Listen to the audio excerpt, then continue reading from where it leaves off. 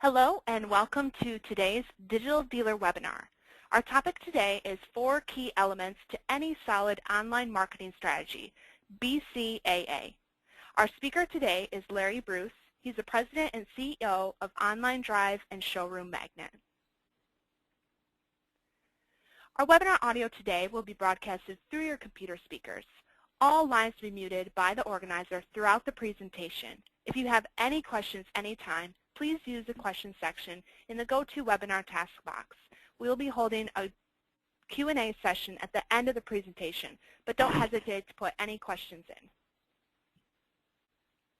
Our moderator today is Maureen Condon. She's the editor for Dealer Communications, Dealer, and Digital Dealer magazine. Maureen? Thank you, Maria. I'd like to introduce our speaker today. Larry Bruce is the founder and CEO of Online Drive. Prior to founding Online Drive, Larry served as Vice President of Managed Marketing Solutions for Reynolds & Reynolds.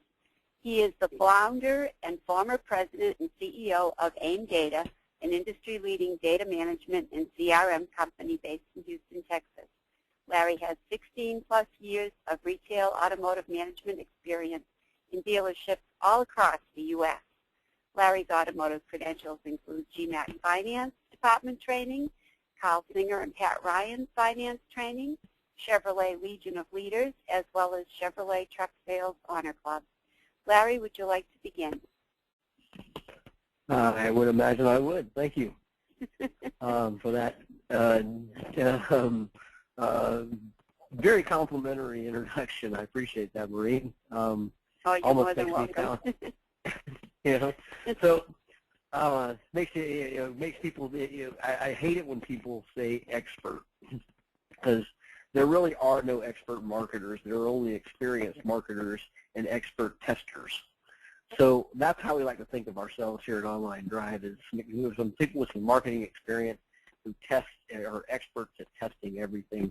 Because I readily admit to anyone who's ever attended one of my digital dealer sessions. I readily admit that 74% of the time I'm wrong.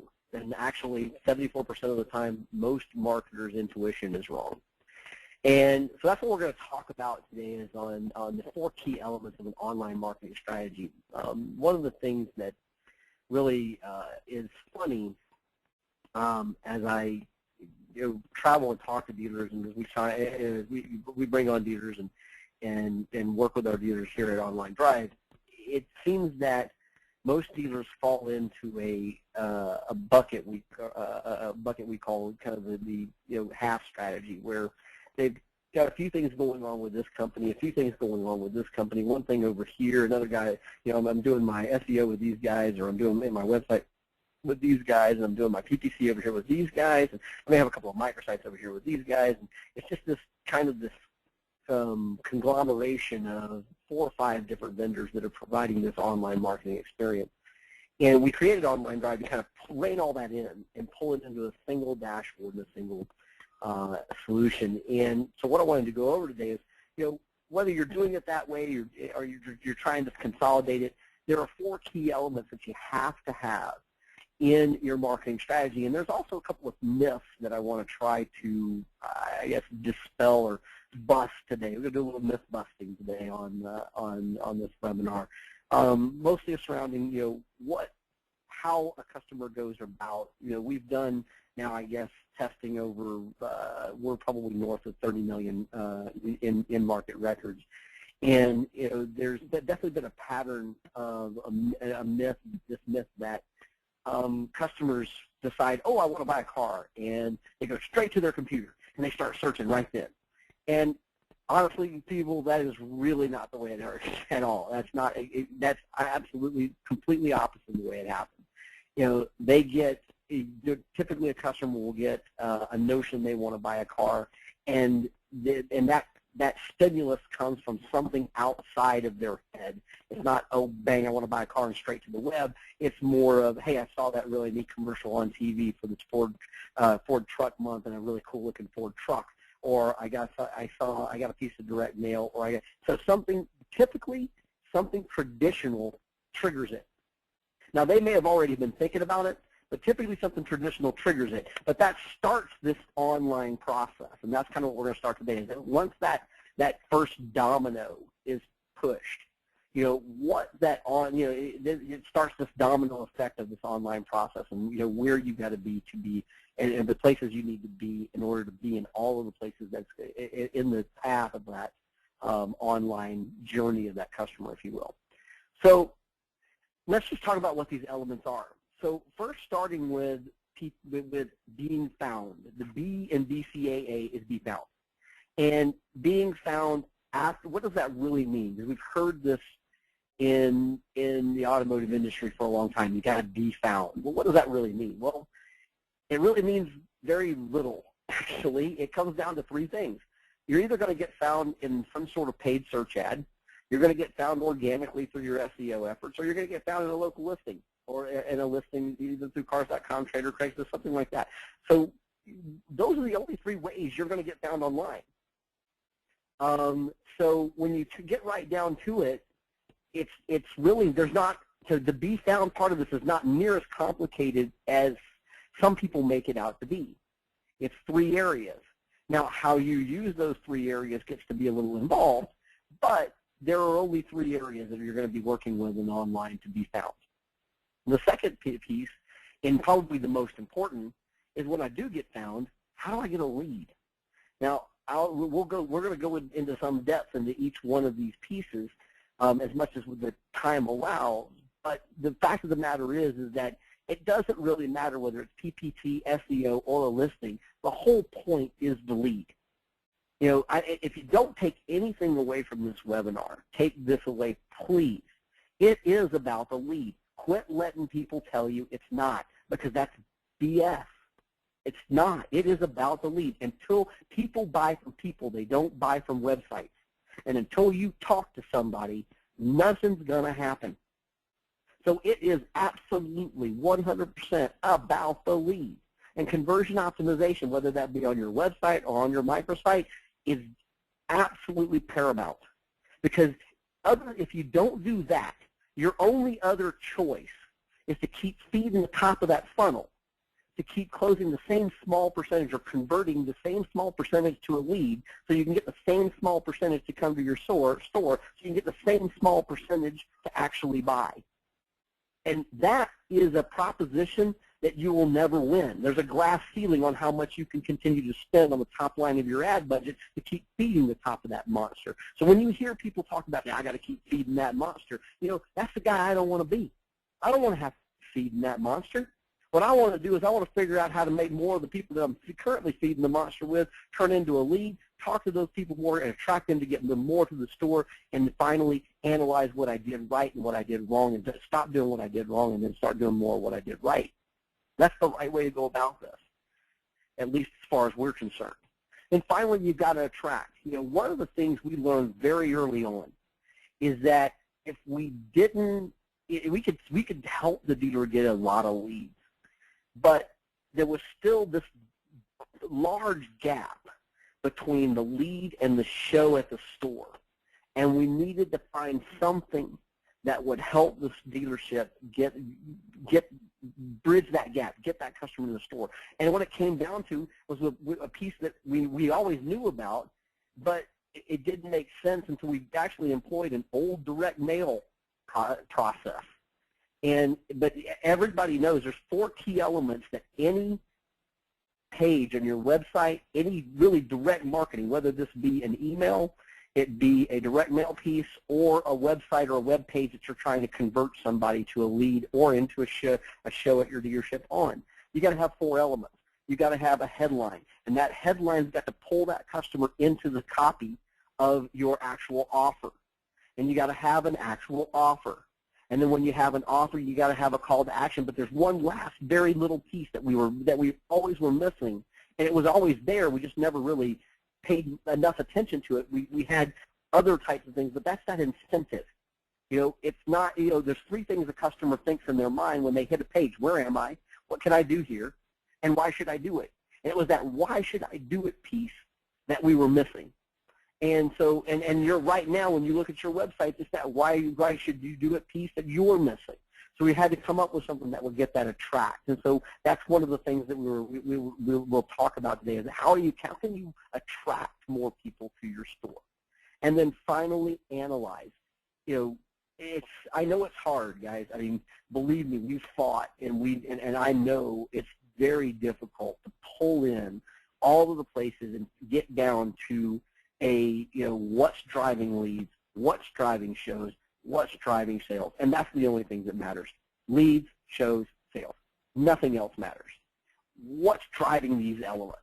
It's difficult, and it's difficult because the platforms are all different. It's difficult because I've got multiple vendors. It's difficult because I'm not entirely sure what to call a lead. I'm not entirely sure how to connect that lead up to a sale.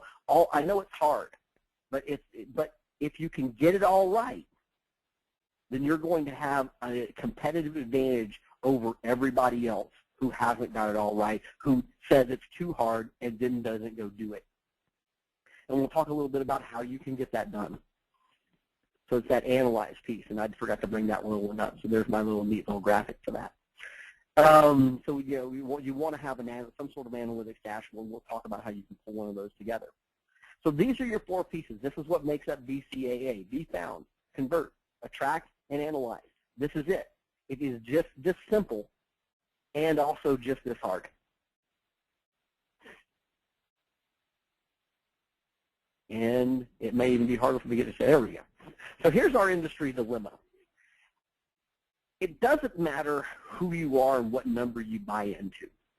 I've heard low numbers in the 70s, and I've heard as much as some dealers tell me it's 100%. But whatever number you believe, it's a big one of the number, and what that number I'm talking about is the number of people that will go online before they come into your store. When I sold cars back in the 80s, it was a lot easier because there wasn't anything in between me and the customer. Whether the marketing would bring the customer to the store, and then I got all the opportunity to sell myself, sell the store, sell the car, and do the things I know I needed to close the deal. And ironically, way back then, I tracked closing ratios for myself, and we tracked closing ratios back then, and they ran between 10 and 15 and 20%. Highs on the 20s, lows in the 10s. We've tracked closing ratios now from when somebody gets to the store. And I've seen closing ratios now for some dealers as high, and in some cases as high as 70% when somebody gets to the store. But the average is 46. 46%. Your salespeople on your floor, when somebody shows up at that dealership, they now have a 46% chance of closing that deal. It's damn near your deal to lose. And so the dynamic has changed in that by the time they get to your store, they've already done the shopping. They've already made a decision. They have a very strong tendency to want to buy from you, or they wouldn't even be there. Now, if you follow Google and this whole ZBot thing that kind of blew up a couple of years ago and kind of faded out since then, but the one number that stood out in my mind from that was that 97% of adult Americans would go to the internet before making an auto purchase decision. This is Google saying that 97%. Again, you may buy that number, you may not. I don't know. I can tell you it's big. It's a big number no matter whether it's 70% or 97%. I don't think any of us would disagree that it's not a big, or they would disagree that it's a big number. It is a big number, whatever it is. Now, the problem with online marketing is that it's time consuming. It's not, in many cases, it's not even terribly difficult. It just takes a lot of your time. And most of you probably on this webinar, most dealership personnel, you're bogged down with 1,000 things you're doing at the store. So doing keyword research, negative keyword research, referral analytic research, and all the things that it takes to really understand what's driving people to your website, what's driving people to your microsites, what offer should I make, doing split testing. These are the things you just don't have time for. It creates, again, almost this next department in the dealership. Back in the the late 90s, from mid 90s to the early 2000s, you had the BDC craze going on. And we actually created this next a seventh department in the dealership. Now, now with the marketing department, we're going to create an eighth department in the dealership. And it gets to a point where you just have too many departments to manage, too much going on, and none of us really has a lot. None of us in the car business really have a lot of redundancy. That just doesn't factor into our thinking when we build these departments. So sometimes it'll get real good and then crater. So you get this problem with the amount of time it takes, and then on top of that, you might get on top of your game, and then by the time you think you're on top of your game, watch out because everything's already changed. This online marketing is a constant state of change all the time. This is nothing new. And one thing I think everybody on the call and everybody on the webinar can agree with is that the cost of the click is going to continue to go up. So feeding the top end of that monster is just not an option in online marketing. It's not an option in any type of marketing, really, because the cost is going to continue to go up to get it done. The competition will continue to increase. So we've got to find a better way. Now, not just that, but we've done a lot of research on what happens when you actually do get a click. And what we've found that the average dealership, 70% of its website traffic is driven by some derivative of its own name. If you're ABC Chevrolet, it's abcchevrolet.com, and these are the search terms that are being used in Google for customers to find when customers find you. ABC Dealership, abcdealership.com, ABC Motors, ABC Dealership in whatever city. These are the types of phrases. If you go and look at your Google Analytics, you're going to find I'm right. That 7 out of the top 10 keywords that you have are driven by your name, and it drives almost 90% plus of your traffic. And so at the end of the day, what's really driving that? Is it, oh, wow, I want to buy a Chevrolet Malibu. I think I'll go to the internet and take a look. No, it's not that at all. They've already decided they want to buy a Malibu. As a matter of fact, they've already decided where they want to buy a Malibu, and they've already decided almost where they want to buy it. So they came straight to you to see if you have any Malibus. So this whole decision-making process, this whole top line of the funnel, we're going to get to talk about that funnel in a minute, that whole decision process has already been done by the time they get to your website.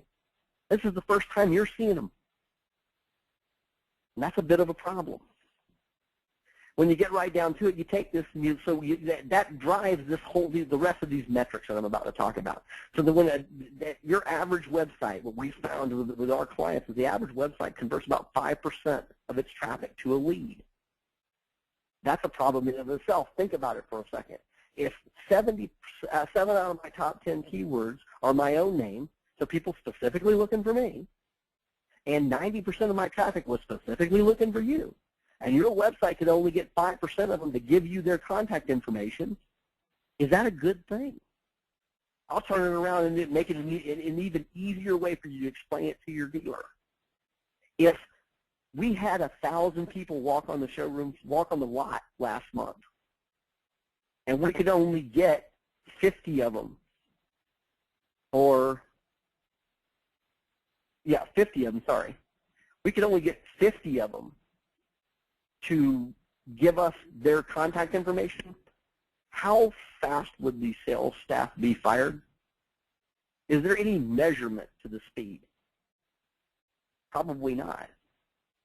So here we have a website seeing an average of 3,000 people a month. It can get 5% lead conversion, and we think that's okay.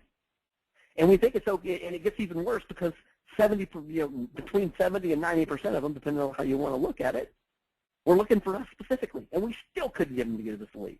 So that's a problem. It's got to get fixed, got to get addressed immediately. Secondly, your average lead-to-show ratio, the 5% that you can get, only 15% actually show up at the store on average. If you go down to third-party leads, it gets even worse, less than 5% show.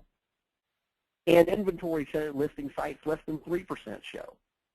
So what we need them to do, show up at the store, we're getting these super low percentages paying all this top-line money, and all that top-line money, what's it doing? Is it going down? Has anybody had their advertising budget decrease? Or has anybody had any one of your advertising partners come to you and say, guess what?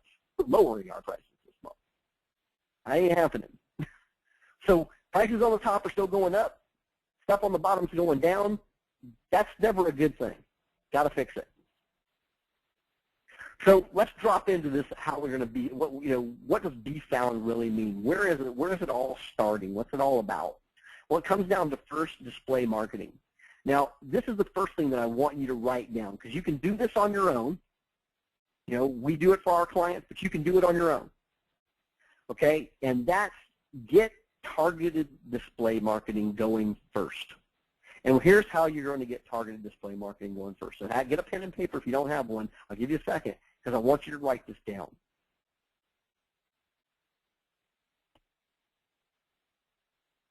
Okay. So what you're going to do is you're going to either, 1, build yourself a microsite, 2, build yourself a landing page within your current website, 3, build something to have these customers land on, because you need them separated from your normal traffic. Then what you're going to do is you're going to send out an email blast campaign. And this is the only time you're ever going to hear me condone and quote-unquote email blast, or emailing everybody in your database, because that's just usually not a good idea. You should segment them and email them when it's relevant. But this is the time when it actually is relevant to everybody, because you're going to offer everybody a free oil change. No expiration date. Pick it up anytime you want. Because what you want is you want them on that page, because the minute they hit that page, that browser is going to get cookied. And now you've got a remarketing campaign, because you're going to put remarketing code on that page. And now you have just cookied all of your existing customers. So now you have a remarketing campaign set up in Google that's cookied every one of your existing customers, or as many as it would hit that page. And you want to do this a couple of times. Again, only one per car, per customer in the household. And what you're trying to do is you're trying to cookie as many of those browsers as you possibly can for this targeted display marketing. And then you put targeted display in front of them. When you now when you do a display, you're not guessing. You're not trying to find out, am I putting this in front of relevant people? Because they're your existing customers. Of course, it's relevant. So that's one of the things that's one of the things I want you to do. Whether no matter how you want to do it, this is one of the best ways to start, at least to start display marketing. Display also helps your search marketing. We've done test after test. I've proven it with dealer after dealer, and that when you're doing display marketing and search marketing together, your search marketing click-through rate will actually rise almost double. And your search marketing conversion rate will go up 26% when you're doing display with it than when you're doing display without it. Display really boosts your search marketing efforts. And it comes down to, I wouldn't call it as much awareness as I would call it frequency. People are seeing your ad, you're familiar to them. It comes down to familiarity. And when they search and they say, oh, I've seen this dealership before, I've seen this before, maybe I'll check that out. That's good. I've seen them before. So it makes sense that I would click here. And that's what that display marketing is doing. So then your SEO. Now, I'm going to bust another myth here of what SEO is. Let me tell you first of all, what it's not. It's not somebody coming in, dialing in the back end of your website and doing all these little funky little things and building out these little keywords and meta tags and all the things that they talk about. All those things should be done by your website provider. You shouldn't have to employ an SEO expert to come in and set up your website properly as far as technically. For SEO, that's goofy. Now, that should have been done already. Otherwise, why did I hire you as a website provider? What possible value did you provide me if you didn't build my website right for SEO to begin with? And I had to go hire somebody for $1,000 a month or more to do it. That's craziness. Now, that's unfortunately or unfortunately, depending on how you look at it, that's only 30% of the battle when it comes to SEO. SEO realistically comes down to three basic things, three very, very basic things: content, keywords, and backlinks. And I want you to think about something for a minute. As a matter of fact, what I want you to do is pull up your website after this webinar and scroll through it a little bit. And then ask yourself, what's so particularly interesting about your website that would make somebody want to backlink to it? You will come to the inescapable conclusion there is nothing. So one of probably the most important parts of these three things, the backlink, you can't even get. Because you got nothing important enough or nothing particularly interesting enough to even get a backlink for. So how are you going to do SEO? Do you really think that just sticking these meta tags in, doing a couple of paragraphs on one of my pages is somehow going to index that page enough to be able to get on Google page 1 for like Toyota? I'm afraid to, I hate to bust your bubble, but it's not. At the end of the day, 70% of SEO comes from content that you generate, and it's going to come off-site. So you're going to go build a blog, and you're going to set that blog up as a subdomain of your website, and you're going to, optimally, you want to do a blog post a day, 30 a month. That's optimal. Put as many as you can in there and on your own, but the best results will come if you can do 30 a month. Now, we're going to what you're asking right now. I know I can hear it I can hear it all the way from where I am here in Houston right now. What the heck am I going to talk about 30 times a month? And oh, who's going to write this crap? So we're going to talk about that when we get in the SEO part of this deal. But that's the optimal part that you want to do when you talk about SEO. But it will come from content. It will not come from somebody dialing into the back end of your website and doing something else. That's not going to get your SEO efforts up. Well, no matter what anybody says, I don't care what they say, it's wrong. It's not going to happen. So then PPC, okay? You're going to have to do some portion of PPC because you can't rank for every keyword you need to be found on. It is not possible. When somebody comes in, I'm going to jump back to SEO, and I want you to write this down or make a mental note of this, something to remember it. But the bottom line is, when it comes to SEO, there's two questions I want you to ask somebody, a quote-unquote SEO expert, when they're doing something for you. I want you to ask them these two questions. Number one, what keywords are we going to rank for? If your SEO provider can't answer that question, you already got a problem. But if he answers it like this, or he or she answers it like this, you're going to have two different reactions to two different answers that they might give you. The first one, if they answer all of them, you punch that guy in the mouth and you exit him from your dealership immediately. Because that's craziness. You ain't going to rank for all of them. It ain't happening.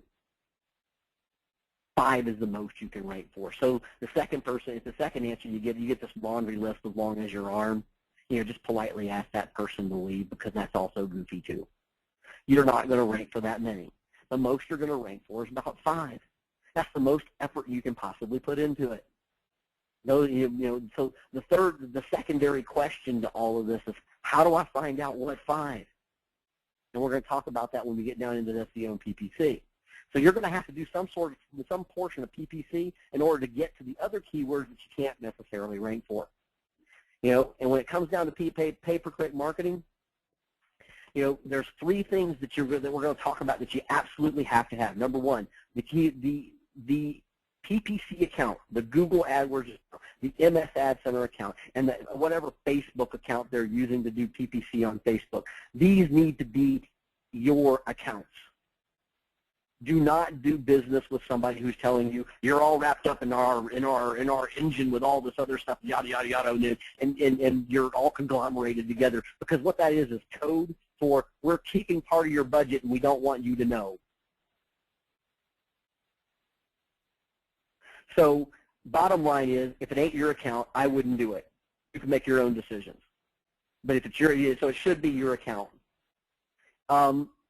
Second part of PPC is it needs to be organized in a very precise manner, and it needs to be, and when it's organized in a precise manner, it needs to be also geo-targeted. Those campaigns should be geo-targeted. So you want to make sure that those two things are in line when you're talking to somebody about a PPC campaign. And then finally, remarketing. remarketing is one of those things that, you know, and it shouldn't be just limited to your PPC. It should be, you should be remarketing to everybody that hits your websites, your microsites, and don't stop. That cookie can last for 5 years. Why would you ever want to stop? Just change the message based on the segment, because you can set up many segments of remarketing based on where they landed. You know, the customers who landed on your display, your first customer, your oil change remarketing. Well, these are existing customers. You don't necessarily know they're in the market, but I do know they're existing customers. I can talk to my existing customers differently than I would my potential customers. The people that land on my PPC landing pages, you can talk to them differently. You know, now that's the third thing that I didn't answer with my PPC, and let me throw that in real quick. Now that I've kind of circled back around on that, is that never ever send PPC back to your website. Not a deep link, not a home page of your website, not a deep link on this thing. No, that is not where PPC goes. It needs to go to a specific landing page with a specific offer for that specific customer's intent. If you're not doing that, you're wasting your money. Don't do it. Just don't do it at all. So remarketing, keep it for 5 years. Keep that cookie on them for 5 years, and keep using it for targeted display. The last thing you want to do is this untargeted display, the display that goes out to the world. And remarketing helps organize your display. So let's talk about the myth of the sales funnel. Just listen to me. I want to do this thing. It was my decision. I told them to go ahead. Maureen or Maria, you guys might want to mute somebody, whoever that is. Yeah.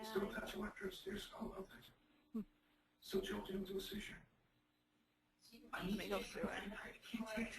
Okay. I'm not sure how that got in there. Yeah, looks like everyone is muted, so. Good. Oh.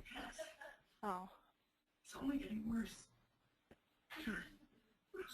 There's alternatives to this. You don't have to let it fuck with your brain. My brain's already fucked. Huh. Is it Maria, possibly? Maria's in, I don't know. I'm not sure where we're picking this up. Okay, I'm going to just try to talk over it. Okay. All right, so let's talk about the myth of the traditional sales funnel. So this is how you would normally represent a traditional sales funnel. And it's a great way to understand the path of a customer. But it has 3 fundamental flaws, and to really understand these flaws, you got to actually invert the sales funnel. You got to turn it over. You know, so the bottom line is, gravity, the sales funnel, gravity is not working for you. It's working against you. You know, people don't fall into your sales funnel. They fall off of it. That comes in the form of distraction, anxiety, many different things that happen. So you got to understand that your sales funnel is more like a pyramid, and people are climbing up the sides of this pyramid, and they're falling off. They're not falling into the sales funnel. They're basically scaling the sides of it, trying desperately to get the information that they want, and they're falling off for all kinds of reasons. And they're not coming up the center of this funnel at all. They're on the outside. When you start to think about it, you start to really understand, wow, that's true, because somebody will come into my website or start a form and they'll get out of it, or something will happen and we don't get the conversion because we didn't get enough no's or we didn't get enough yeses. There's a whole host of reasons why, but if gravity's not working for me, people aren't falling into my funnel. They're desperately trying to call it the side, and they're falling off of it. And as marketers, you got to understand, we always want that big macro yes, the conversion or the sale. And as marketers, we collect multiple yeses before we'll ever get here. You're going to collect a yes when they see your ad and they click on it. I got my first yes. Now get down to my landing page. Once they're on my landing page and they see that everything, they see a good headline, a good call to action, a good offer, a good call to action, and a good incentive, then I'm going to get my next yes, which is that lead. Then if I've got a good incentive or a good call, a good enough incentive that's driving them to the store, attracting them to the store, I'm going to get my next yes, they showed up. And then finally, once I've got my next yes and they showed up, I can finally get my final macro yes, that big yes I'm looking for, which is a sale. So as marketers, we collect yeses. We don't collect leads. And at any time during this process, we get a no, every bit of this just goes away. And so we're in the market. You've got to think about all these processes as they go through your ad, your landing, your headline, your offer, your call to action, your incentive. How do you attract them to the store? Once they get there, how do you turn them into a sale? All of those things we have to think about. So we got to collect a yes at every point. Now, what happens during those yeses is you've got either a negative or a positive. And when you don't get the yes, it's because your negative outweighed the positive. And those negatives could come in the form of you've got too many fields for your form. You're asking them everything in their brother. Though that's an easy one. It's when the perceived cost outweighs the perceived benefit. I don't get my yes every single time, with every single solitary step through this pyramid. But when it does, when I can flip that fulcrum and I can get that positive to outweigh that negative, then I get my yes. So that's what you're doing at every point. How do I make the positives outweigh? What are the negatives? How do I make my positives outweigh the negatives? And one of the ways you're going to do that is by creating a landing for every single offer you're putting out there. This is important. You've got to connect the right audience with the right offer to get those first few yeses. Because if you don't get the first few yeses, you won't have to worry about the rest of them. Then you've got to test, and retest. 74% of the time, marketers' intuition is wrong. You've got to A/B split test, and optimize. And finally, you need an analytics dashboard that's going to help you do this quickly and easily. These are the things that you got to have. Now, Google Analytics is great. It's going to help you to some degree, but make sure you get it set up right. Now, the only bad part about Google Analytics, you're going to have to log in, log out, log in, log out, log in, log out. The other part of this thing is you've got to get these offers off of your main website. The main reason is that you cannot split test these offers. So if you are going to build your own microsites, build them in WordPress, or have them built in WordPress. Use a product or a plugin called Shrimp Test, S-H-R-I-M-P-T-E-S-T. That is a testing engine that's built into WordPress sites. You can use Shrimp Test to A/B split test your pages. But you cannot split test anything on your website. Right now, you don't own your website. You lease pages around somebody else's e-commerce engine.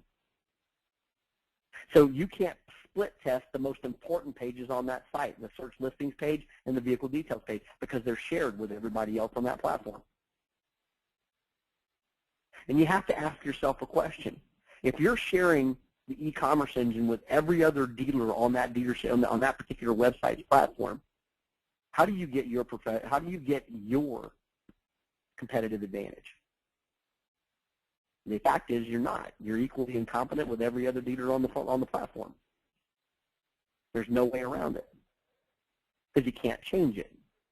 You can't split test it, so you wouldn't even know what to change. These are the problems that I know you face.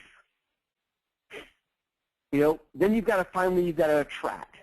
Where am I? What can I do here? Why should I do it? Those are the questions they're asking when they see this. The ultimate goal for you is the visit. That's as far as the marketer can take it. I can put a person who wants to buy a car in front of a guy that wants to sell one. I'm done. That's as far as I can that's as far as I can go with it. I can't be there to sell the car. So one of the behavioral targeting and incentives are the best way to do this. This goes back to that old direct mail thing I was talking about. For you guys, some of you guys that have been in the car business for a while, back in the 80s and the 90s, we used to send out a lot of direct mail. And when you did, you gave away these genuine diamond earring sets to come in and take a test drive. You came in and you gave away something to come in and take a test drive. It could be, I've given it away into. No, it's just been crazy stuff that we've done. And at the end of the day, it did the job. It worked. It got somebody in the store. You know, now we're a little more sophisticated about it. There's various ways that you can offer a customer a gift card to come into your store. Now, when you do, if you are going to do one of these things, this is probably one of the best ways to incentivize, and as we call it, Band-Aid your website, because the gift card offer can Band-Aid that website and become the actual, all three things that you need. The offer, the $25 gift card to come in and take a test drive, the call to action, the simple, clear call to action with the form and click here, or or get your gift card now, and then finally, it is the incentive as well, because if you come into the store, and you'll get your gift card. So it's all three things kind of all wrapped up into one. We call this a Band-Aid for a website that doesn't have these things, because most websites don't. And when you have this on your website, it does generate more leads, as if it's done right, and generates more sales. And let me caveat that, if it's done right. Because if it's just one of these little pop-ups that pops up right here, and it looks the same as everybody else's pop-up everywhere else, whoops, I knew I was going to do that. I didn't think I was on it. It looks the same as everybody else's pop-up everywhere else, then basically you're not taking advantage of your Tier 1 advertising, your Tier 2 advertising, or whatever advertising campaign you got in the store. So this has to be interchangeable with whatever campaigns you've got going on in the store. Absolutely imperative. If you don't, it's almost not worth doing. Secondly, you need for it to be simple and easy, and give the customer a choice. So when they click on this button, let them choose the kind of gift card they want. Don't just give them 3 and say, take what I give you. Give them a choice. Let them decide what to do. You're going to see you'll get more conversion when you do that. But most of all, and probably most important, is you need to be able to instantly fulfill this. We found out by accident that when you can instantly fulfill that incentive, when that customer walks on that showroom floor and you can electronically deliver that gift card right to their phone and they can be shopping right there, that your actual closing ratio jumps almost 100%. We had a number of dealers. Our average before and how we found this out was we had a number of dealers who would basically, offer the card for a test drive, and when the customer came in for the test drive, they can take the test drive first and they validate the card. Obviously that's the right way that's the way you even present it. Well, one of our dealers one day, trained a group of new sales guys who didn't quite get trained on this product. And what ended up happening invariably is the customers would come in and these guys would just validate the gift card instantly before even asking for the test drive. Just boom, it was right there. And amazingly enough, they were selling tremendous number of cars. I doubled their closing ratio off of it. And it happened once. I thought it was a fluke. The second month it happened, I'm calling up the dealer. I'm asking, what the heck did you do? And he told me the story about how the sales staff accidentally figured this out. And when they accidentally figured this out, they started doing it for everybody. And the number of sales jumped double from 40% to a closing ratio of almost 80%. When they started giving the gift card up front. Because, and after he told me that, it made total sense, right? Because you basically now, you've offered an incentive to come into the store, and of course the customer's dubious at best at that incentive. But when they got there, you immediately gave them what you promised, instantly. And then all the barriers, the trust barriers just all started falling down. Because all you needed was they needed some simple element of trust right up front, and they got it. And amazingly enough, we're seeing great results when you do it that way. So if you do it that way, if you are going to give away a gift card, make it to where you can give the incentive right then and there, and don't ask for anything in return. You'd be amazed. You'll find how many customers you'll find they'll say, well, can I take my test drive now? Just do the opposite of what you think. And then finally, you got to analyze that market. First of all, is analyzing the market. And when campaign came up there first, so evidently I don't have my my animation in this right. Sorry, but it constantly amazes me at the number of marketers who go to help dealers who do no market analyzation for the store up front. So, and I always wonder, how the hell can you tell me how to market if you don't know anything about my market? You know, I mean, I'm here in Houston. I've sold cars here in Houston. I've been here for the last 20 years of my life. I could probably do some guessing around here. If you get much outside of Houston, I'm not going to know. So, you know, it'd be a good endeavor for anyone on this call. Ask your vendor. You're telling me all this stuff. You're giving me all these things about how I should market. How do you know? How do you know what to do for my store? If they can't answer that, you got to start really thinking about what you're doing. Then you've got to analyze every single campaign. How much traffic did it bring me? How many leads did it bring me? How many sales did it bring me? You got to know. Because somewhere in that process, that lead show sale, if there's a breakdown, it could be you, it could be them. If there's not enough leads, it might just be it could be the campaign, could be the message, could be the marketer. Who knows? But you know, you can at least drive it down to one of those three things. Either we didn't say the right thing to the customer, we didn't hit the right people, or you didn't do the right thing, Mr. Marketer. One of those three things happens. So let's start to drill into it and find out what it is. If we got plenty of shows at the store but couldn't get any sales, well then we should go back to the sales floor and start sitting down, hey man, what was going on here? How come we couldn't close more of these customers? What was this all about? So we've got to be able to know which one of these processes to go back, or which one of these steps, rather, to go back and start looking at the processes in. So we've got to analyze every single campaign. I got to analyze my website. I got to know, you know, if some of you, if you weren't in, there was a digital leader presentation 3 years ago, 2 or 3 years ago now. You go on SlideShare and find it. It's called SEO versus TPC. We actually analyzed, I'm not sure how many, 5, 6, I don't know how many millions of customers, in-market customers it was, but we're trying to find out, does SEO or PPC drive more business to a store? And the ultimate decision, or the ultimate bottom line, was how much money did we make? Not anything else. How much money? How much money did SEO provide? How much money did PPC provide? What we found was that SEO provided a lot more traffic, but a lot less leads and a lot less money. And PPC actually doubled the amount of, it was less than half the amount of traffic, but almost doubled the amount of money. And the inescapable takeaway from that was that when usually organic, you're getting a lot of organic clicks when somebody's doing research, but after they spent the time to research and they're ready to buy, they're kind of ready to buy. And when they see that, that paid click and it's relevant, they click it. And if you do the right things, you get the lead, and if you do the right things, you get the sale. That's what that came down to. But so you got to be analyzing your website. One of the biggest measurements that came out of that particular study is the more time on site you have, the more page views you have, the more likely you are to get the lead. So you got to be analyzing for that on every single website you've got. You got to be looking at it. How can I get those page views up? How can I get that time on site up? Those are your two major metrics. Your other major metric in this deal is what are my top entry pages and what are my top exit pages. Because if I've got one of my top exit pages is one of the places where they're spending more time, then you want to look at that page. If you're not getting good conversion out of it, you need to find out why. You need to start testing various offers, various ways to get more conversion out of it. You know, if you're seeing a lot of page views and you're seeing a lot of time on site, but you're not seeing a lot of leads, then what you're doing is you're either giving them too much or too little. And you got to figure out which one that is. Or more than likely, you're just not asking them for the lead, and you're not giving them any reason why they should do it. All these things, that by measuring that website, you can find all that, and you can get all that on Google Analytics. Sorry. The fourth thing you need to be measuring is social media.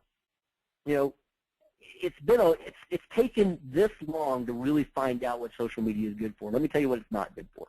It's not good for you going and getting a bunch of likes. It's not good for going and putting a bunch of people that bought from your store up on your Facebook page, because nobody cares what's on your Facebook page. It's not good for, you know, putting little things that you do. I mean, obviously you want to put the things at your store you do on your Facebook page, but very few people are visiting your Facebook page in that way. The reality is where you really want to be in social media is in two ways. One, and this is the best way, is you want to be on somebody else's wall, not on yours. You want somebody else to do the searching. So when you're doing that, you got to give them something that what's in it for them. Because if there's nothing in it for them, they ain't sharing you. You can count on it. But if you can put something in it for them, then they will share you. It happens a lot. Second thing you want to use social media for is a good outpost for content, for bringing people in, but that content can't be about your store. And then lastly, you want to analyze the behavior. What behavior? Where are people coming in? Referral analytics is probably one of those ways you're going to do that with your Google Analytics on your website. Where are my top people? Who are the top people that are referring, or the top sites that are referring traffic to me? What's happening? Separate that out. Separate out your social media. You should be able to. You can do this in Google Analytics. It's not easy, but you can do it. You can separate your social media referral customers from the rest of your customers and look and see what they're doing. And if you're not pulling more people down from social media onto your website, you're not getting the job done. I don't want social media. I don't want them to stay in Facebook. I want them out of Facebook as quickly as I can get them out of Facebook and on my website. That's where something's going to happen for me. Anywhere else is not. Nothing's going to happen for me there. So you want to incentivize the behavior you want and track that behavior to get the ultimate things that you want, which is more leads, more shows, more sales. So look at the behavior. Look at their referral analytics. Look at when they do come in from Facebook or Twitter. What do they do? Where do they go? And where can you be aligning your value to what they're looking for? What was their intent when they came in? So that's it. What we didn't say at the beginning of this, because Maureen, with that great introduction, totally put me off my game, was that we were going to do live optimization with a few websites. So real quickly, we'll give you a few minutes. If you've got a website you want us to take a look at, you got a landing page you want us to take a look at, and give you real information, things you can do right now to get a lift, put those in as questions or text those in, or however you do it, into Maureen or Maria, and they'll pull those up real quick, and we'll take a look at as many as we can as we have time for it, and answer questions. In the meantime, while we're doing that, Maria, why don't you if there are any questions, why don't you give them to me? Okay, thanks, Larry. We do have some questions. How can I make my value proposition unique? Where and how should I try to communicate it on my site? Okay, all right, so value proposition. If you're going to make it unique, it's something that you have to do, or that only you can do, or only you are doing, in other words. And what I mean by that is, what's not a unique value proposition is we have $1,000 rebates. Because if you've got a $1,000 rebate for the manufacturer, so does everybody else. So one of the best unique value propositions that's used by a lot of stores right now, but still very, very effective, is 7-day money-back guarantee, or some period of time money-back guarantee. You're doing two things with that. You're relieving anxiety, and you're also giving a value proposition. But you've got to, whatever value proposition you're going to put up there, you need to make it unique to you, or something that only you are doing in the market, or only you can do. And we have roughly, I guess, 44 unique value propositions, or selling propositions that we use that we use for our clients that surround really 5 things. And those 5 things are, there's 5 top ones, and the 5 top ones are this. Money-back guarantee is by far the most. The second one is pickup and delivery of a vehicle when you buy it or for service.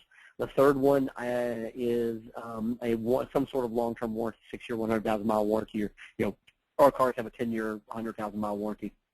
The fourth one is what was that? What was the fourth one? I have to pull it up. There are 2 other ones that actually just got in the top 5 that replaced 2 other ones. So those are 3 that you can get, or 4 that you can, or 3 that you can use right now. I'll try to bring up the 4 while I look at these websites. We got these going on. I don't want to spend too much time. So making your value proposition unique is something that you do in your store. But where it should go is right here. You're looking at it. Whoop, not that. Where'd it go? There we go. Sorry. You're looking at it right here. It should go on the home page of your website. This is really cool, having a Dodge truck, having a Jeep truck, having a Ford truck and a Jeep here and other stuff. But guess what? I already know you sell Dodges and Fords and Jeeps. If I didn't, I wouldn't be here. So showing me this cool little picture of the Jeep is not telling me a damn thing. Matter of fact, it's distracting from what I really want to do here. Because the bottom line is the goal of a home page is to get somebody off of the home page as quickly as I can.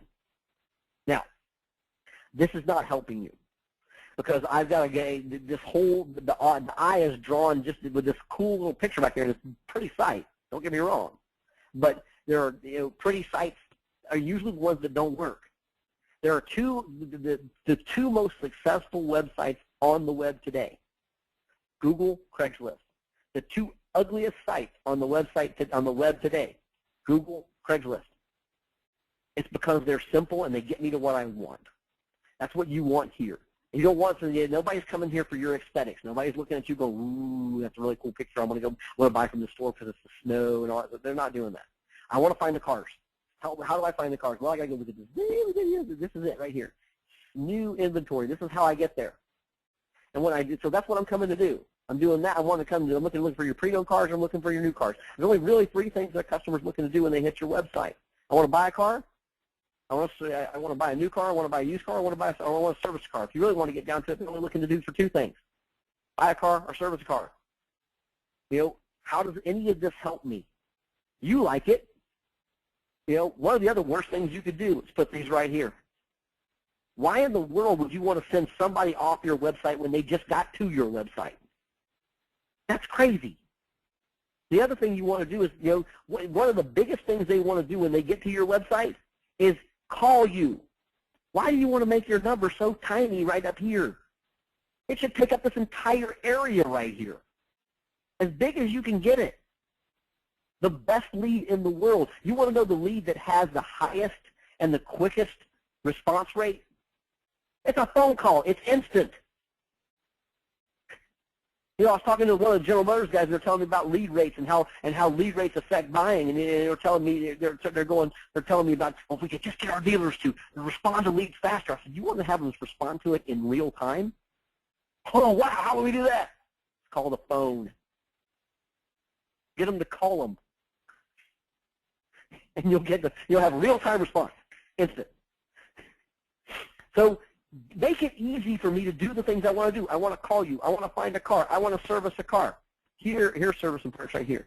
Parts, order parts, service. So look and see how many parts are ordered off of your website, how many times parts are ordered, or how many times somebody goes to parts, and how many times somebody goes to scheduled service. I guarantee you they're scheduling service a lot more than doing these other two. Why is it not at the top? Why isn't it a button right here? Schedule service, boom, because that's what I want you to do. Bam, bam. One of the best things you can put on your website is a big fat keyword search right here. Just type in the car you want, and we'll show you the ones you're looking for. That's the best way in the world. So the purpose of a home page is get somebody off the home page. Now, where are they going to go? They're going to go into here, search new inventory. So we're going to go in there and take a look. And you got all this up here, and I'm sure somebody told you this was going to be great for SEO. No. Get rid of this crap. Put something up here that pulls me into the cars below. Tell me why I want to look at your cars. This is BS. I don't care what they're telling you. It's BS. The first thing that I'm seeing is this stuff. And you know what? I ain't reading it. And it takes 5% keyword density to rank anything on the web. Where do you see 5% keyword density for Ford? This is doing you no good. Whatever they're telling you this is doing, it ain't doing. If it was a header that said, hey, check out below, get a $25 gift card just for buying a car or just for test driving a car, okay, now I want to look at some of these cars. Let me take a look. So whatever here, this header, a headline is super important. It's the first thing the customer sees. Why should I look at the rest of this stuff? And you're telling them Steamboat Motors has a full inventory, a full inventory, really, of Ford, Dodge, and Ram, really? Wow, I'm glad you have a full inventory because I thought I wasn't sure if you had any Dodges or Rams anymore. I assumed you did, otherwise I wouldn't be here. I'm not trying to beat you up. I'm trying to give you this is what's going through the customer's head if they did even read this, which they really don't. They just scrolled through this. So now as I do this, what just happened when I did that? Think about it for a second. What just happened is your phone number went away. Now I'm down here and here, and there's nowhere for me to call. And what if I want to call you about one of these cars? Well, I can't. I got to go all the way back up here, assuming that I will. Realistically, what you're doing right now is you're making me think, where can I find this guy's phone number? And if you make me think, you know what I'm going to do? Oh, see ya. This is the most dangerous thing on the web. It's called the back button. So what you need to be doing right now is you need that phone number in every single solitary listing all the way down. I don't want you to have to think. Now, the other thing that you never want to really have is the internet price and the MSRP be the same thing. So basically what you're telling me is you're not going to give me any kind of discount. The internet price is MSRP. Is that what we're saying here? Because if that's it, you know what, I'm out. This is, right now, the only offer you have in here. You're not making an offer. This is it. The price is the only offer you got. And you just told me it's going to be what the MSRP is. Why do I want to do business with you? I don't. You got all this space in here to say something. You know what I do? This is all phone number. If you can do it, you probably can't. But if you can, this is all big phone number. See if I have employees. See if you qualify for any employer discounts. Call this number. You watch your call volume double off your website just by putting that one phrase in there if you can. Now in other places you do have a discount. Okay? So, but you're making me think, how much discount was this? You know, give or take about $5,000, but I had to think about it. So 45, 515 minus X number of dollars, your price, this. The bad news is when you did all that, I got everything I need now. Why do I need to submit the lead? I'm kind of done. So what incentive? Why should I do it? Why should I give you the lead? I got everything I need. You told me you're going to sell it to me for $39.6. Now I'm going to go find another dealer who will sell it to me for less than $39.6. Why should I talk to you now? I don't need anything else. You gave me nothing for that. So there's a few in the SERP. Let's go to another one real quick.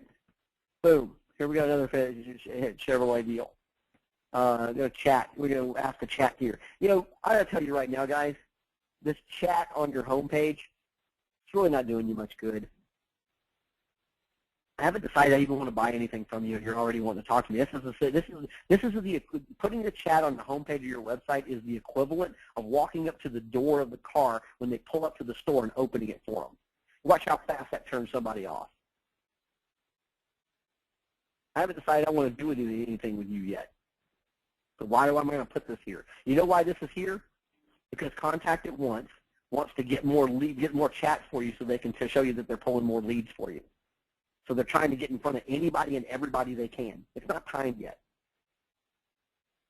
I'm going to get rid of that. So now, I'm looking at this homepage. You got Shop Chevrolet, cool. Shop Buick, Shop Pre-Owned. So here are 3 good ways. Why McKay? You know, my answer to that is exactly, and hit my back button. Why? You know, here, these sliders are great ways to advertise. This is taking up a lot of inventory, or a lot of real estate on your website. Just sticking 2013 Malibu in a picture of it is not helping you at all. Where's the offer? What can I buy? If I was interested in 2013 Malibu, what can I buy one for? Wow, that looks really cool. I wonder what I could buy one for. I can search the inventory here, but why not just tell me? I got them from $11,999. Search by model. This is not bad. But you got nothing on this whole homepage, nothing in this whole area that's going to draw. And this is going to draw most of my eye. I got nothing here about service at all. What if I want to service a car? What do? I got to go back up here, and I got to find service and parts, and I got to scroll through. Oh, there's scheduled service at the top. Thank goodness for that. That's good. That's not, you know, but it would be better if you get rid of Y McKay, service a car.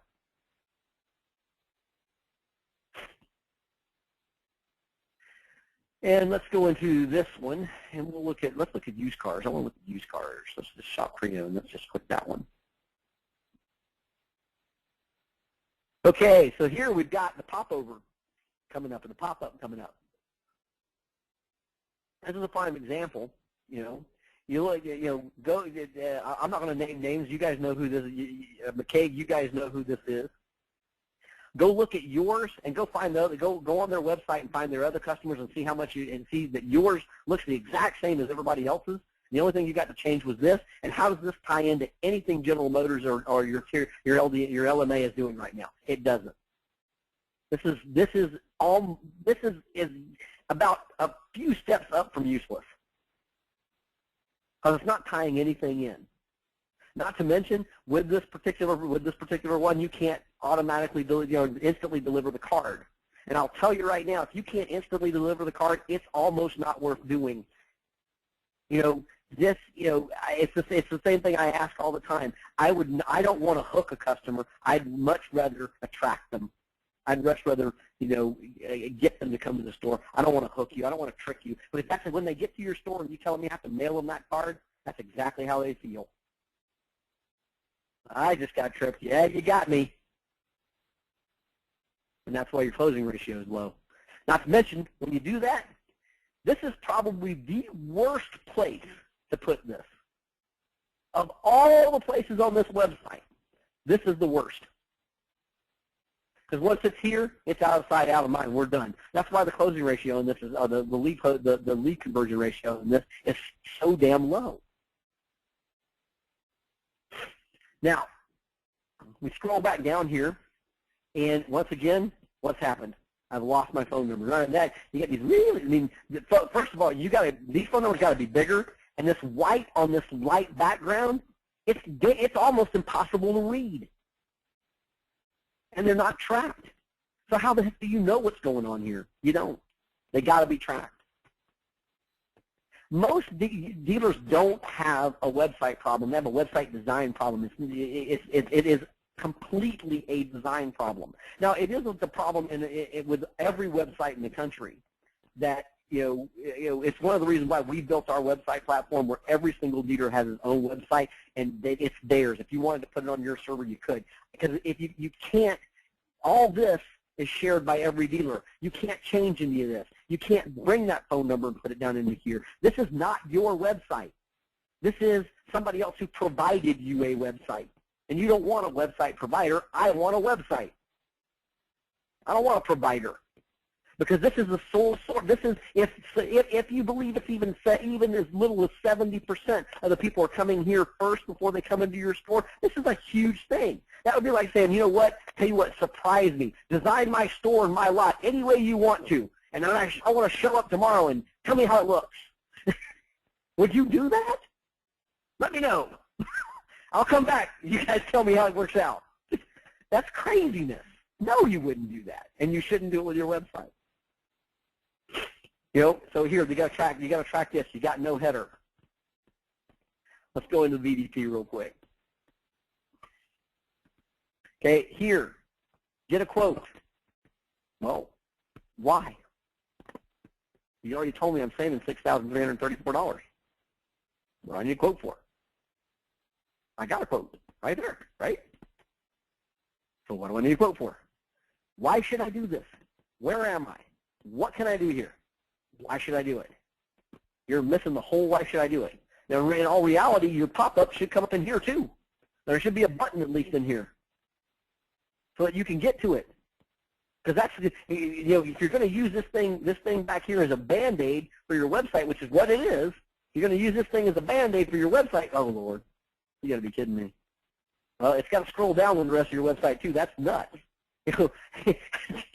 What if I was, think about it, guys. Look, let me show you something. I'm going to close that. I'm going to scroll down here and hit it. Where'd it go? That's insane. I thought I was going to get $25. I guess I said no. Okay, well, I'll keep moving on then. Goodbye. And we're done. I mean, it's usually never a platform, and conversion is not a platform problem. Conversion is a design problem. Competitive advantage is a platform problem. Now, sometimes design becomes a platform problem in that I can't change anything in here, particularly with Cobalt websites. You've got very little you can do in here because of the platform. So it becomes, basically a platform problem becomes a design problem. Now here you're asking, really? You want my address, my city, and my state just for me to unzip, just for me to convert to a lead? Really? You want to start seeing something that'll kill conversion fast? You just did it. What the hell do I need all that for? That's what the customer's thinking. What do you need all that for? I just want a quote. You just made required address, city, state, and zip. Never, ever do that. Personal business use, I don't care. I just want to talk to you first. When I talk to you, I'll find out all this stuff. I just want to talk to you. So give me a name, give me an email, and give me a phone. That's it. The only thing that you really needed that you didn't get or you didn't require was the phone. The phone number. That's craziness. Don't do that. Change this immediately. You can change that. Get rid of the address, city, state, zip. Just take it out of the form completely. I don't want it there. I want a first name, last name, email address, and phone. And you know what? If you want to make it required, do. I usually make either or required, either an email or a phone number required, either one. But if you want to make them both required, God love you. And it would be your conversion will double if you just take out the address, city, state, zip. And even if you do require the phone and the email, your conversion will double. People are looking at this going, that's just nuts. I'm not filling all that out. Goodbye. I already got the information I need. Now you want me to fill out information I don't, give you information I don't need to get just to get something else? And here, I did all this, and I love these. Make an offer. Come on, guys. Are we not trying to get away from this? Is not everything everybody's telling you that they don't want this back and forth negotiation? Yet what you want to do is you want to take something that somebody completely hates and put it online and let them do that faster. No, I don't think we want to do that. I get rid of this make an offer thing. This is goofy. If that's not your price, fine. It's not your price, but don't make me ask you what the price is. Give me a reason why you could give me another discount, get an employer discount, give me some other reason. All right, let's go over this one. Okay, iPerceptions, this is great stuff, but you know what? And you can do this for free yourself. Unfortunately, it looks like Cobalt's probably doing it for you. So see if you can get the data out of them. I've been meaning to ask people about that. I mean, this is good data. Whatever website survey they're doing, this is good. It's good information to know if you can get it. So I would ask for it. Okay, so we're on the home page. We've got the construction sale going on. What does the construction sale mean to me, though?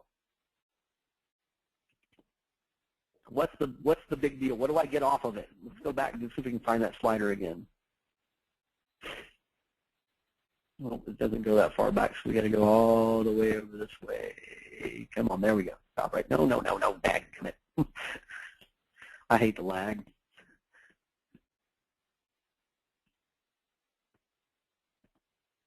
All right.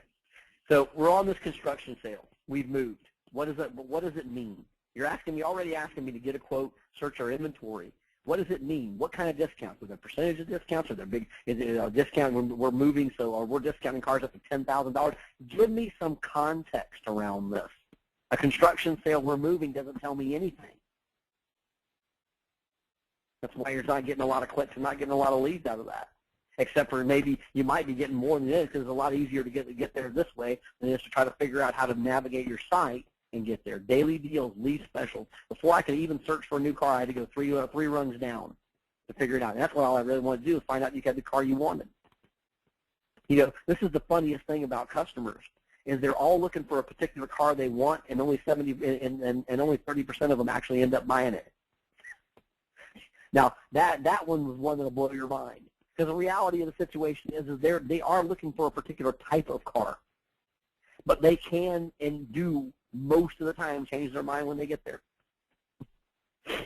So why is it? That's again, it becomes why that lead's so important.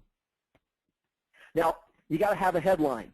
You got to have an offer. You got to have a call to action. Hey, we got a headline here. Daily special deals. Click here to view them. Let's click there and see what happens. Oh wow. That's not good. Now, I got to be honest with you guys. I didn't plan this. You guys submitted these. I did not plan any of this, but it's playing right into it. I mean, come on. If you're going to put a headline like that into the search listings of your deal, it's got to work. This is killing you. Drive payment free for 1 year. Enter today. Okay? This is a contest, I would assume. Yep. Looks like we got a contest. 5 easy steps. Congratulations. Last month's winner, but we don't know who that was. It was Shadow Lady here. Picture coming soon. Oh, wow. And you go, oh, good Lord. CAPTCHA. Really? No. Do not put a CAPTCHA on this stuff. That's insane.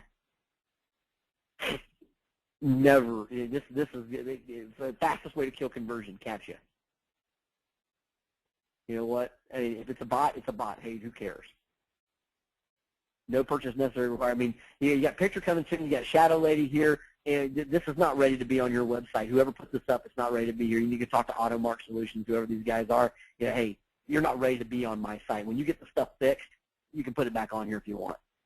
But right now, this ain't, we ain't ready. Get an instant trade-in value. Awesome. Let's get an instant. Let's see what we got here. Yeah, we're going to get an instant trade-in value. Select make year model. Next. Okay. White glove service. What does that mean? Click for details. Let's see. The white glove service means that I get to give you more information, and you're going to tell me we realize your time is valuable and lots of things are going to happen. There's a zero value here to me. So I'm going to close it. I don't like it. And I got 3 steps to find out what my trade's worth. Okay, so let's go through that, see what that's all about. We're going to call it, wow. I don't want to do that. Sorry. Drop through this and see what we're all about here.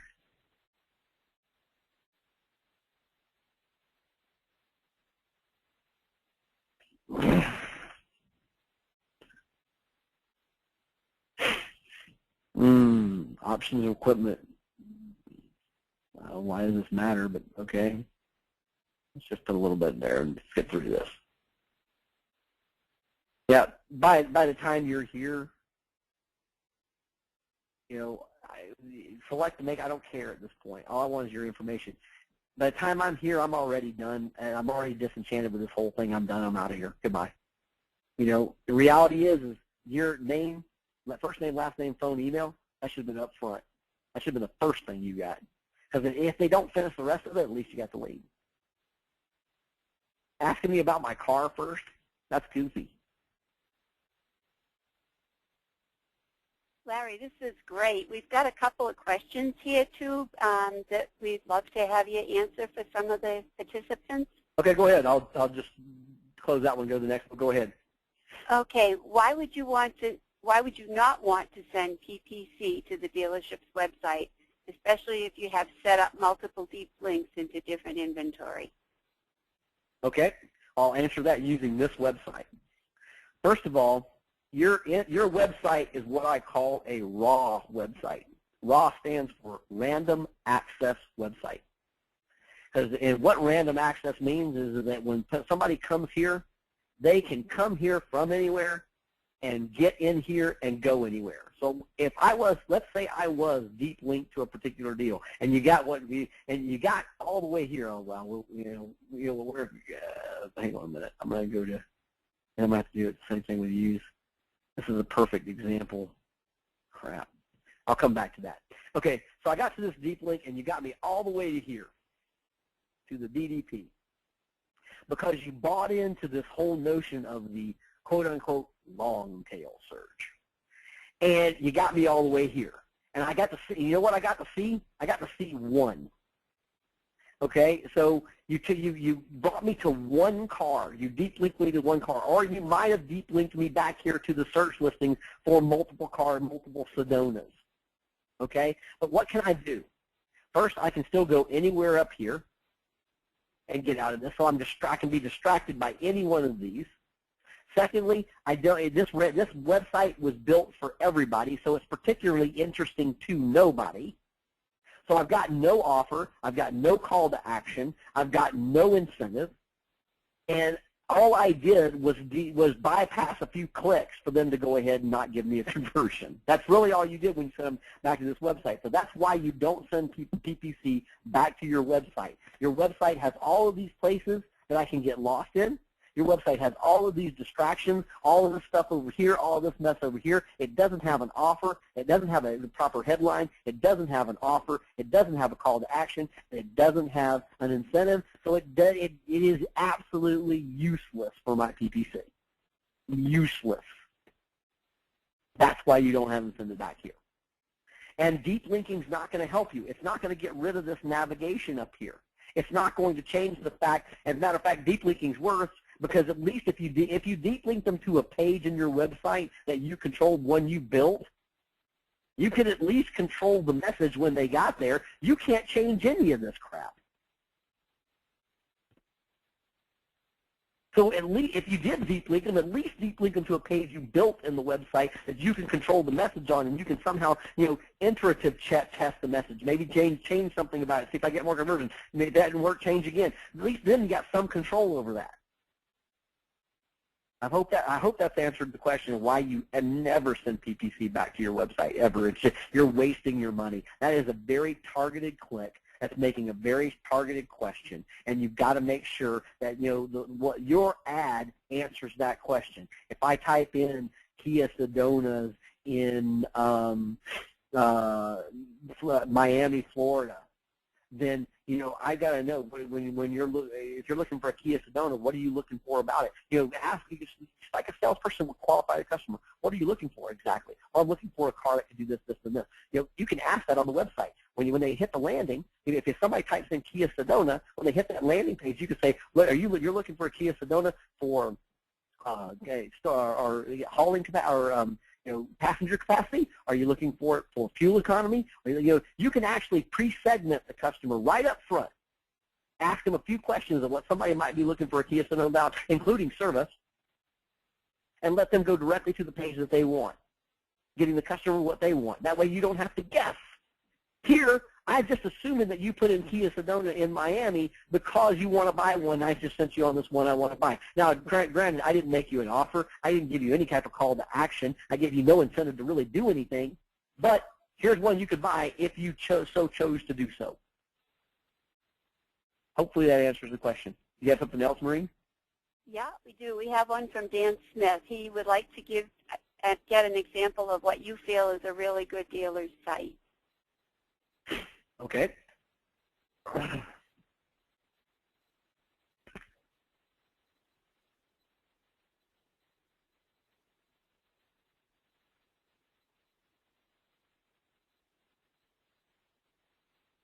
Here you go.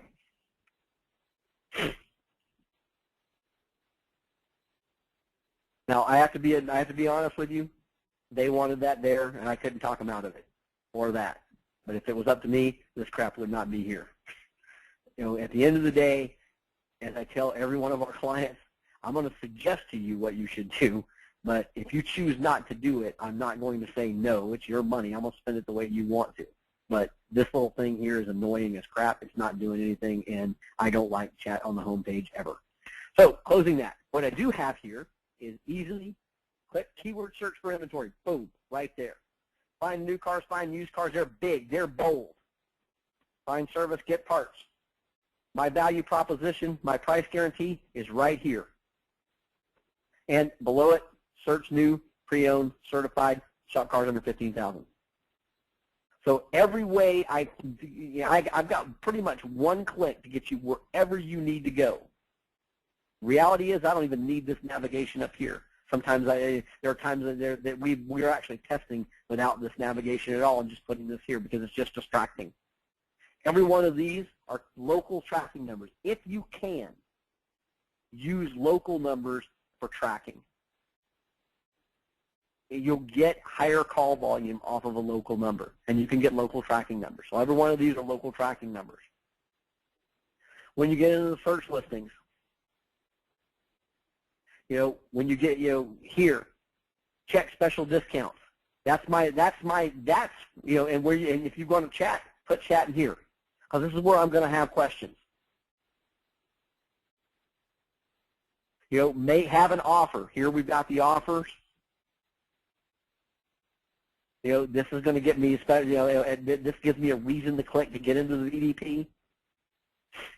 I'm giving my price here. Now, one of the things we're testing right now is just the price versus a payment or a discount. We are showing this security deposit. This is basically the manufacturer's advertising this month. So we're throwing that in there and testing that. I still believe that the test is going to show that when we show the discount, we show it relative to the price. We're going to win it, but we'll see what happens.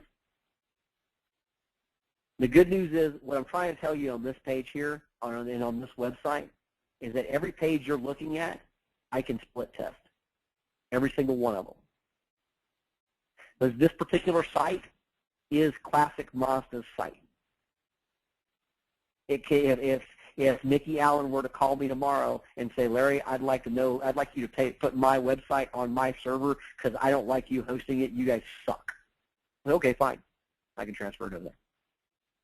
You know, this website, to give you some background on the technical side of this deal, is built on a WordPress platform. Now, what that means to you is that's like saying it's built on Microsoft.net. There is an entire country that's dedicated to servicing this website. It's called India. There are millions of people over there that could service this website for Nikki for $15 an hour.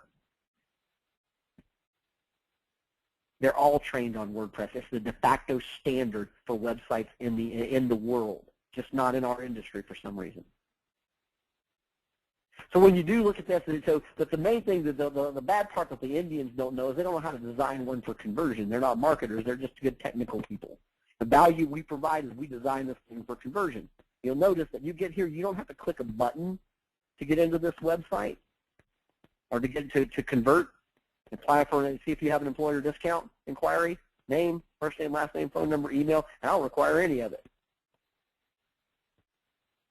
Amazingly enough, we get all of it 80% of the time or more.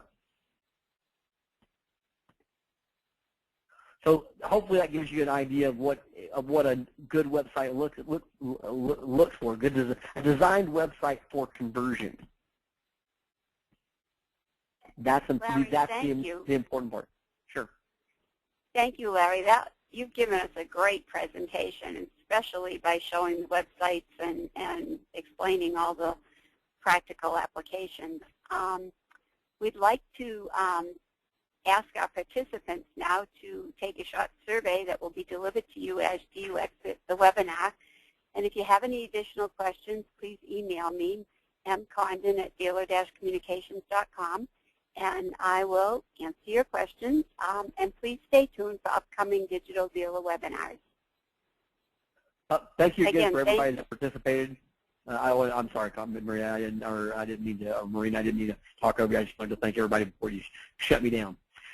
Oh, I wasn't going to shut you down. I just wanted to thank you again, Larry. Excellent presentation. Thank you. Well, thanks again, guys. I think my contact information is on the last part of the screen somewhere, Maureen, right? If you have questions or further questions I didn't answer. Is it coming? Why don't you repeat it again, Larry, just in case? Okay. Let me see if that's. I may not have forwarded it, Neil. Okay. Did I know? No. If you, I thought we had it in there, but I guess well, it's on the first screen, isn't it? Yeah. And Maria is post haste getting back to the first screen. There we go. So I thought we had it on the last screen. I thought we were going to put it. So there's my contact information. If you want to, if there was a question that you had and I didn't answer, please email it to me. Be happy to answer it. You know, if you've got a website you'd like for us to do just an evaluation on, a market evaluation for your area, we're happy to do it. You know, at the very least, I mean, I won't lie. We're doing that market evaluation to possibly sell you something. So, And let me just be upfront about it. But at the very least, even if you don't buy anything from us, you get a good market evaluation, you get a good evaluation of your site and some things that will help you. So you're going to walk away with some value no matter what. Okay, well, thank you, Larry, and thank you, everyone, and we'll look forward to having you join us on our next webinar. Thank you. And that concludes the webinar. Oh, I know.